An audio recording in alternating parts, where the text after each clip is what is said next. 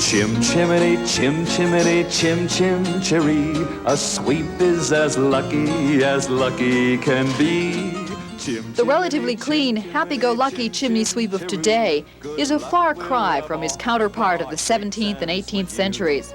But for the last 300 years, they've shared the same goal: to prevent the fire that warms the hearth from burning up the home. This can be happening in your house.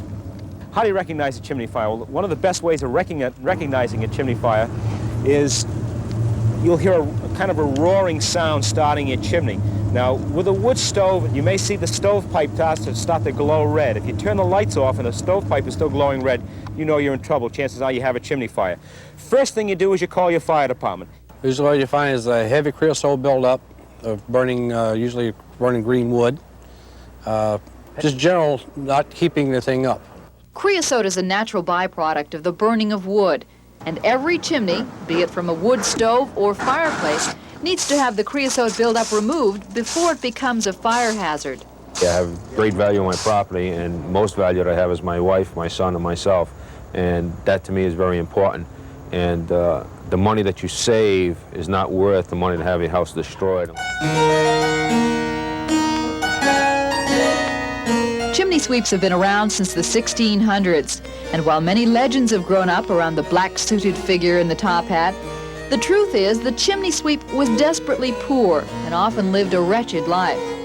They were so poor that the clothes they wore were often the cast-offs from funeral directors, or even the corpses. The color black was to hide their perpetually dirty work.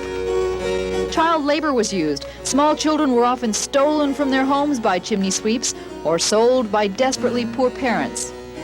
In the twisted and narrow chimney passages of old English homes, the small children were lowered into the chimneys on ropes and scraped the soot and creosote from chimney walls with their bare hands and clothes. It wasn't until 1788 that the British Parliament outlawed the use of children under the age of 8 as sweeps, but the law was largely ignored. Nowadays, the modern chimney sweep uses an industrial-strength vacuum cleaner and long fiberglass poles with brushes attached. The black hat and tails are mostly a symbolic gesture. And technology has entered the sweep trade, with tiny television cameras being lowered in the chimneys in place of small boys. Tomorrow night, we'll watch as a modern-day sweep does his work, and we'll have some tips on burning wood in your fireplace or wood stove, tips that could save your life. Barbara Hamilton, News Center 12.